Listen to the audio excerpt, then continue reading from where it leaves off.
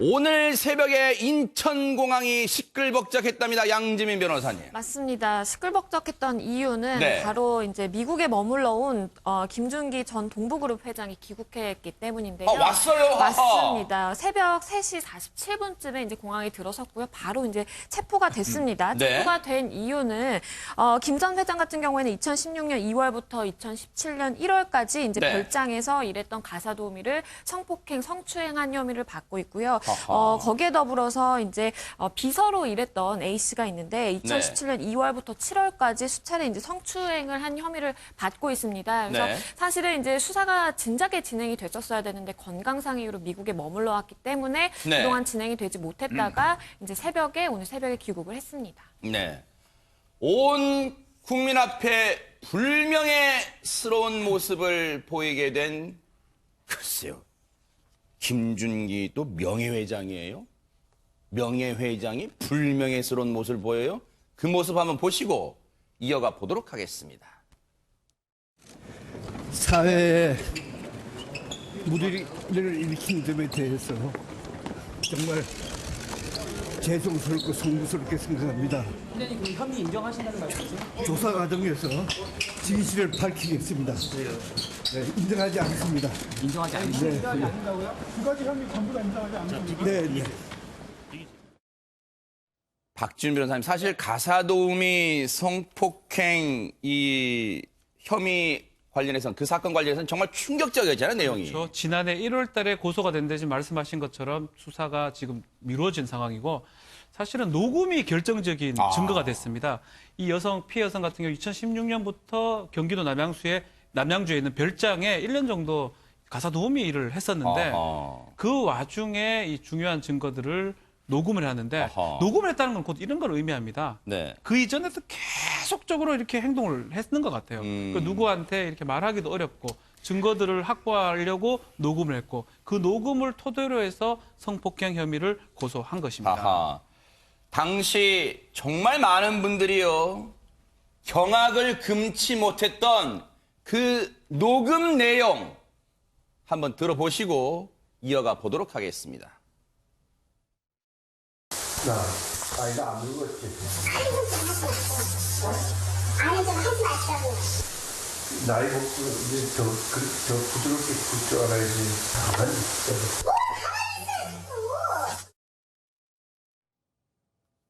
최진봉 교수님, 예. 이거 어떻게 진짜 이걸 진짜 얘기한다는 자체가 정말 부끄럽고 수치스럽습니다, 지금. 그렇습니다. 저 말을 들어보면 저 김준규 회장이라는 사람, 명예회장이죠, 지금은. 저 사람의 행동이 얼마나 잘못됐는지를 명확하게 보여주는 사례라고 저는 생각을 합니다. 네. 이게 말이 됩니까, 지금? 나이가 먹으면 부드럽게 굴 줄 알아야 되는데 이게 무슨 가치관으로 이런 생각을, 이분은 어떤 생각을 갖고 살길래 대체 그러면 네. 제가 조금 심하게 얘기를 해보면요. 지나다니시는 나이 많으신 분들은 다 이런 생각 갖고 있는 거예요, 대체? 이러면 말이 안 되잖아요. 어떻게 이런 말을 할 수가 있는지 이해가 안 돼요. 네. 한 여성 인격체로서의 그분에 대해서 어떤 생각을 갖고 있었길래 네. 자기 마음대로 할 수 있다는 생각을 한 건지 네. 아니면 여성들이 나이가 들면 이렇게 해야 된다고 얘기하는 건지 이런 어디서 이런 잘못된 사고방식을 가졌는지 이해가 안 되고요. 이걸 정당화시키는 것도 저는 도저히 이해가 안 됩니다. 네. 그리고 지금 본인이 안 늙었다고 이렇게 얘기를 하면서 여성에 대해 성추행, 성폭행을 시도하려고 했던 저런 행동을 했다고 하는 것은 네. 저건 지위 고하를 막론하고 기본적으로 인간으로서 가져야 될 인격체의 모습을 갖지 않았다고밖에 볼 수 없는 상황이에요. 그래서 네. 이 김준기 명예회장은 지금도 본인은 그 합의화했다고 이런 식으로 자꾸 얘기하시는데 이런 여러 가지 증거와 정황들이 있는 상황에서는 정말 국민 앞에 진심으로 사과하는 게 필요하지 않을까 이런 생각이 듭니다. 김복준 의원님, 네. 그 해당 가사도우미 입장에서는요, 얼마나 정말 무섭고 얼마나 억울하고 아무도 의지할 데가 없으면 녹음기를 가지고 다니면 그 녹음을 했겠어요, 그 상황을. 아까 박지훈 변호사님이 정확하게 말씀하셨어요. 이게 처음 같으면 녹음기 준비할 시간이 있었겠습니까? 그동안 지속됐기 때문에 아하. 녹음기 준비할 시간이 있었겠죠. 네. 근데 김준규 의장 이분이 얘기한 거 자체가 말이 안 되는 부분이 있어요. 뭘까요? 성관계는 있었지만 서로 합의된 관계였다 이렇게 해서 합의를 강조하고 있어요. 네. 우리 참 이 얘기 많이 듣죠. 네. 근래 와서 합의된 관계. 근데 그 합의된 관계에서 저렇게 하지 마요 합니까? 네. 지금 녹음된 그 일부 내용을 들어보면 하지 말라고 강력하게 앙칼지게 여성분이 항의하는구만요. 아하. 그게 합의된 관계에서 나올 수 있는 그 목소리고 그 태도입니까? 네. 그러니까 기본적으로 들어보면 합의된 거 아니에요. 네. 그 녹음만 들어봐도.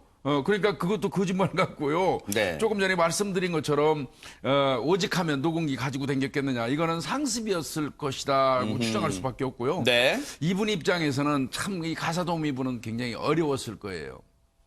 저분을 물러나갖고 현역에서 물러나서 별장에 있지만 수시로 저분을 찾아오는 회사 관계자나 가족들이 그래도 그 명색이 회장이니까 오너 아닙니까? 그 사람 앞에서 절절매는 그런 그 모습을 봤을 거예요. 엄청나게 권위 있는 사람의 모습을 그 가사도우미 하는 분이 보면서 감히 어떻게 보면 대응할 만한 그 여력도 못 느꼈을 개연성이 높고요. 네.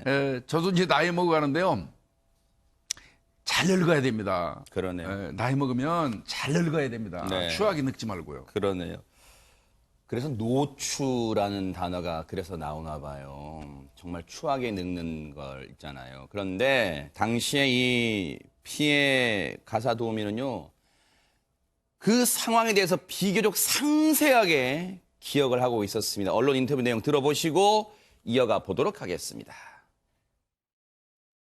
자꾸 옆에 앉아보라 그러더라고요. 그래가지고 제가 밥해야 된다고 저녁하고 있는데 왜 그러시느냐고.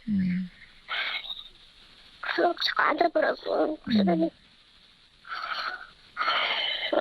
근데 안 앉고 들지를 못해요. 그 사람 말을 거절을 못하거든요. 거절을 아니 못해요. 평상시에도 그 집이 분위기가 누가 뭐 와도 다 그냥 절절절 매는 그런 상황이고 야하니까 일어나려고 그러면 잡아가 앉히고 그러다가 이제 성폭행까지. 그러다가도 또 갑자기 그러고 나서 아무 말을 안 해요. 그런 일이 있고 나서 어허. 아무 말도 안 하고 그때부터는 정말 완전히 신사가 거예요. 또 보름쯤 지났나 그러고 나서 제가 또 한번 그것도 저녁에 또 그렇게 그런 일이 또 벌어졌어요. 양지민 변호사님, 가사 도우미분의 얘기를 들어보면 당시의 분위기가 위압적, 고압적 분위기와 행동이 있었다. 그걸 어쩔 수 없어서 지금 그 얘기를 하고 계시네요. 맞습니다. 그렇기 때문에 위력이 분명히 존재했던 것으로 보입니다. 그러니까 아까도 말씀하시는 걸 들어보면 그 집에 오면은 분위기가 다 절절매는 분위기였다라고 그렇다면서요. 하잖아요. 그런 걸 고려하자라고 한다면 그 집에서 어떻게 보면 고용이 돼 있는 가사도우미 입장에서는 사실은 이제 그때 당시 이제 회장이라고 하면 어마어마한 사실은 이제 존재감을 가진 사람이기 때문에 사실은 명령에 이제 불복하기가 굉장히 힘들었을 것 같고요. 네. 일단은 이제 뭐 비서 성추행 사건도 있고 그리고 이 가사도우미 성추행 성폭행 사건도 있기 때문에 조사를 받아봐야 되겠지만 네. 이런 녹취 증거, 확실한 증거가 있는 만큼 아마도 이제 결과는 빨리 나오지 않을까 싶습니다. 박지훈 변호사님, 네. 김준기라는 사람 2년 만에 귀국했는데 그 사이에 적색 수배까지 내려졌잖아요. 그렇죠. 이 성폭행, 성추행 사건 가지고도 재벌이잖아요. 전 재벌이긴 하지만 이런 사람을 적색수배 내리지는 않습니다. 아하. 일반적으로. 그럼에도 불구하고 조사를 받는 와중에 미국에 갔다가 계속적으로 체류를 연장합니다. 2017년 7월 이후로 계속 아프다면서 회장직 사퇴하면서 연장을 하며 불법 체류를 계속 하기 때문에 네. 아마 여권 무효화를 내리고 적색 수배를 내린 걸로 생각이 듭니다. 네. 자, 지금 체포가 됐기 때문에 또 본인은 계속 혐의를 부인하고 있습니다. 네. 송구스럽다고 하긴 하지만 혐의를 인정하지 않기 때문에 구속 여부도 아마 좀 판단을 해봐야 되지 않을까 이렇게 보입니다.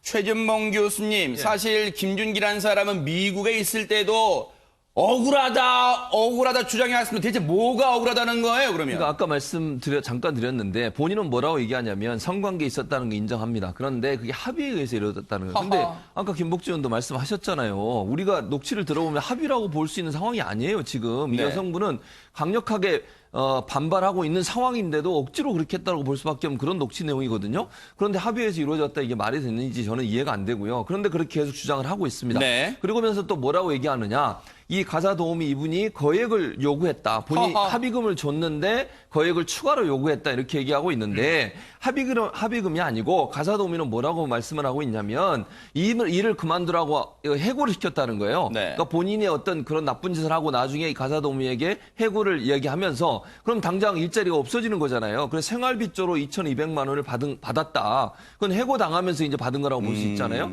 근데 이게 합의금이라고 얘기하는 건 말이 안 되죠. 합의라고 하는 것은 여성이 그 돈을 받고 이 남성에 대한 행위에 대해서 일정 부분 뭐 용서를 한다는 이런 의미로 받는 거잖아요. 근데 합의금이라는 게 아니고 해고당하면서 생활비조로 받았기 때문에 본인은 합의한 적이 없다라고 네. 주장을 하고 있습니다. 지금 김준기라는 사람이요, 김복준 의원님. 예. 오히려 자기가 그 가사 도우미한테 지금 협박당했다 지금 이렇게 주장하는 거예요, 그러면? 그런 겁니다. 본인의 어떤 그 성관계 이후에 협박을 당했기 때문에 한 2,200만 원 정도를 전달하고 그냥 거기서 끝내려고 했는데 네. 거액의 그 돈을 요구하는 바람에 지금 이런 지경에 이르렀다. 정말하면 나는 지금 협박당하고 있다 이런 얘기인데요. 근데 저는 좀 자꾸 말꼬리 잡는 것 같은 오늘 느낌이 들어서 좀 불편하게 하는데 합의금이라는 게 뭐죠? 합의금은 어떤 경우에 주는 거냐면 변호사님들 두 분 계시지만 합의금은 뭔가 잘못했을 때 용서를 구하면서 물질적으로 배상하는 게 합의금이거든요. 네네. 그러면 잘못한 것도 없는데 이분한테 뭐로 합의금이라고 주셨습니까? 그러네요. 그냥 생활비 생활비로 줬다고 얘기를 해야지 합의금이라는 말을 쓰면 안 되죠. 네. 그래서 그 말 속에 함축돼 있는 표현 자체가 본인이 뭔가 잘못했다는 의미가 담겨져 있는 것 같은 생각이 저는 들고요. 네. 참나 이게 이분은 제가 판단컨대 이제 뭐 여기 우리 지금 방송에서 안 다루지만 그 직전에 나왔던 방송을 보면 아마 그 남양주 그 별장에서 있으면서 이분의 늘 하던 행위가 일본에서 타인을 시켜서 구입해온 일본제 그 음란 동영상을 수시로 크게 틀어놓고 보면서 아마 이 그 도우미분한테 이제 그 성폭행 시도를 했던 걸로 이렇게 알려져 있거든요. 네. 이거는 동영상을 보면서 이제 아마 이 절제를 못한 게 아닌가 이런 쪽으로 가능성을 보는 게 훨씬 저는 높다고 보입니다. 네. 혹시 시청자분들 중에는 아니 왜 그러면 그 지옥 같은 남양주 별장에서 나오지 못했을까 이런 생각하실 거란 말이에요. 그런데 이 가사 도우미 분의 자제분께서 오죽 억울하고 답답하면 청와대 국민청원 게시판에 그런 글을 올렸어요. 읽어드릴까요? 이혼 후에 자식 둘을 혼자 떠안으신 어머니랍니다. 생계와 자식들 학비를 위해서 식당 일을 전전하다가 광고를 보고 입주 도우미로 이 가사 도우미 일을 시작했대요. 그런데 얼마 뒤부터 어머니 목소리 힘이 없고 너무 힘들다면서 말없이 흐느끼기도 했답니다. 그때 아마 이제 자제분들은 죄책감 그때 들은 거예요. 그때 알아챘다면 우리 자식들이 그때 알아챘다면 이렇게 이런 일은 당하지 않았을 텐데 아마 그런 자책감 가질 거예요. 졸업 전까지 조금만 참아달라고 했는데 왜 그때 눈치채지 못했는지 자식인 내가 죄인이다. 이러고 있습니다. 양지민 변호사님. 범죄 혐의 입증 어떻습니까? 전망 어떻게 해볼까요? 입증은 상당히 이제 용이한 케이스라고 보입니다. 네. 왜냐하면 지금 이 가사도우미 사건 외에도 그 비서 사건도 사실 동영상이 있고 지금 이 사건도 이제 녹취록이 있는 상황입니다. 아하. 그렇기 때문에 이거를 수사기관에 제출하면 굉장히 이제 빨리 수사가 진행될 것으로 보이고 본인은 물론 부인을 하고 있지만 사실은 이제 잘 생각을 해야 돼요. 왜냐하면 상대방이 저렇게 확실한 물증을 가지고 있을 때에는 수사나 이제 재판의 결과를 어느 정도 이제 합리적으로 예측을 하고 거기에 맞춰서 사실은 자기가 잘못한 점을 인정을 하고 반성을 하는 태도가 오히려 본인에게 더 득이 될 수 있다라는 생각이 들고요. 그리고 네. 합의금 같은 경우에는 본인이 이제 합의금을 줬다라고 주장을 하지만 형사처벌을 받는 거는 별개의 문제입니다. 형사처벌은 형사대로 처벌대로 받는 것이고 합의금을 내가 줬다라고 한다면 그것이 참작이 될 뿐이지 본인의 저지른 행위에 대해서 이게 없어지는 것은 아니기 때문에 그 부분도 명확하게 구분을 하셔야 될 것 같습니다. 이 사건 앞으로 어떻게 흘러갈지 뉴스파이터 끝까지 지켜보겠습니다. 그리고 저 회사에 다니는 분들은 무슨 죄입니까? 얼마나 지금 수치스럽고 부끄러울 거예요. 지금은 동부그룹에서 안 밝힐게요. 영문으로 바뀌었어요. 그런데 얼마나 직원분들 수치스러울 거예요. 정말 반성 좀 하세요.